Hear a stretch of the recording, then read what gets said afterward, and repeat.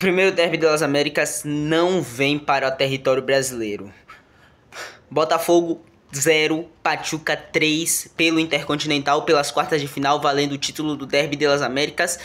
É uma partida do Botafogo bem questionável, principalmente pelo time que entrou, já que o time não teve treino. O Botafogo ele não treina no Catar. O Botafogo ele fica umas 20 horas de viagem, foi isso que noticiaram. E ele não treina no Catar, ele só faz reconhecimento e vai para jogo. E aí ele entra com 6 reservas. O Botafogo ele entrou com um time que era a situação perfeita para dar um desastre. E nem é culpa do Botafogo, isso abordaremos mais pra frente. A última vez que o Botafogo tinha entrado com o seu time reserva foi contra o Peñarol pelo jogo da volta, em que o Botafogo toma 3-1. Em um jogo que em algum momento todo mundo pensou que o Peñarol poderia conseguir virar aquele 5-0. Mas os 6 reservas foram Matheus Ponte na lateral direita, Adrielson, que já vem substituindo o Bastos há algum tempo, e não sei nem se é um reserva, meio titular, Cuiabano na lateral esquerda, Alan de volante, Eduardo no meio campo e Matheus Martins. Eduardo e Matheus Martins substituindo Savarino e Thiago Almada. O Luiz Henrique e o Igor Jesus foram os únicos do quarteto ofensivo do Botafogo que entraram em campo. E falando logo deles dois, a partida do Igor Jesus é uma partida apagada e a partida do Luiz Henrique é uma partida em que ele fica muito preso, principalmente até a entrada da cavalaria, que é Savarino e Thiago Almada. O Luiz Henrique ficou muito preso e sem criatividade lá na ponta. Falando lá já pelo lado do Pachuca, a gente tem que destacar o venezuelano Salomón Rondón, que estava no River Plate até um dia desse, está no Pachuca e fez uma partida magistral.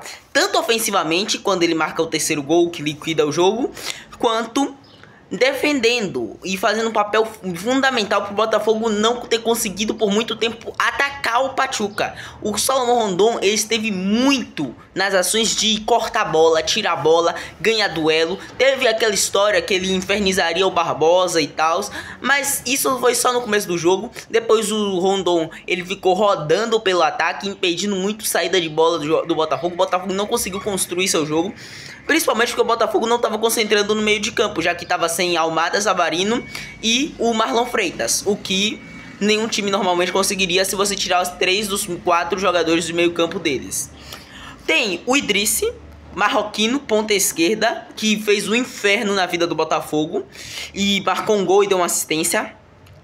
Todo mundo já tava falando dele com 20 minutos de jogo, porque o que ele tava fazendo era algo muito foda. Ele tava jogando pra cima da defesa do Botafogo muito bem, e tava muito bem. Inclusive o gol que ele faz é um gol que ele simplesmente sai passeando por dentro da defesa do Botafogo e ele vai lá e marca. Já sobre o Botafogo no jogo, as ações que o Arthur Jorge tomou. Ele toma a ação de colocar o Tiquinho Soares no jogo, o que não funcionou. Tipo assim, não funcionou, a palavra é elogios. O Tiquinho Soares no jogo foi completamente nulo. E quando a bola chegou pra ele, foi um completo desastre. Ele errou tudo que tentou e todas as finalizações possíveis. O Tiquinho Soares, desde a crise dele na temporada passada, que é causada pela perda do pai e coisas e tal, ele não jogou mais nem perto daquele nível que a gente viu ele no primeiro turno de 2023. A defesa do Botafogo sofreu muito, principalmente, como eu já falei, pelo Idrissi e pelo Salomón Rondón. E a defesa do Pachuca, em contrapartida, foi muito bem. A defesa do Pachuca tava um muro, era compacto, ninguém passava, o Luiz Henrique não conseguia fazer nada. E essa foi a grande diferença, porque o Botafogo, depois que toma o primeiro gol, e até depois do segundo, o Botafogo vai pra cima. O Botafogo tenta, o Botafogo consegue achar algumas jogadas, só que a defesa do Pachuca realizou absurdos cortes. Era muito corte. Foi corte que em bola que ia chegar para jogador sozinho para finalizar sem goleiro. Era corte em jogo, em chute.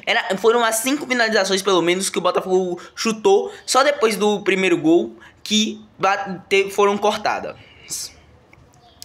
Outra crítica é o calendário da CBF, que é algo que estava sendo abordado em todas as transmissões, todo mundo falando. O Botafogo tem que jogar contra o Internacional na quarta-feira, contra o São Paulo no domingo, em um jogo que valia o título, e na quarta-feira ele tem que jogar no Catar, outro lado do mundo, um jogo contra o Pachuca. O Pachuca que ele está extremamente descansado. Há muitos dias que o Pachuca não joga. O Pachuca que é 16º colocado do campeonato mexicano. Isso foi algo muito apontado, porque o Pachuca foi tratado muito por nós, pelos brasileiros, como é um time ruim. É horrível e não é horrível. Se ele chegou no Mundial, ele não é horrível. Não tem como um time ganhar a Conca Champions e ser horrível. A não ser um time brasileiro que vai para a zona de rebaixamento. Mas o Pachuca, ele é subestimado por nós e é mais uma vez a gente sofrendo. Mais uma vez, depois do calendário, que foram circunstâncias bem impactantes, já que o Botafogo ele tem que jogar o mês de novembro inteiro e o mês de dezembro até antes desse jogo. Jogos que valiam a vida do Botafogo, o fim da fome e a paz mundial. Porque era tudo jogo decisivo. Todos os jogos valiam alguma coisa pro Botafogo. É jogo contra o Palmeiras, é jogo contra o Internacional, é final de Libertadores, é jogo do título contra o São Paulo, que o São Paulo não aliviou. Inclusive, uma das críticas que eu vi muita gente falando é que por que o Botafogo entra com o time titular contra o São Paulo, que pode parecer que não entende, mas o São Paulo entrou com o time reserva que iam lutar até a vida para ganhar uma vaga no time titular. Então era necessário isso. E outra coisa, para finalizar, algo que preocupa bastante, que, além do primeiro Derby das Américas não vir para território brasileiro, não vir para território sul-americano e para território mexicano, é algo que nos preocupa cada vez que já vem crescendo cada vez mais, que é a queda de brasileiros na primeira partida do Mundial de Clubes.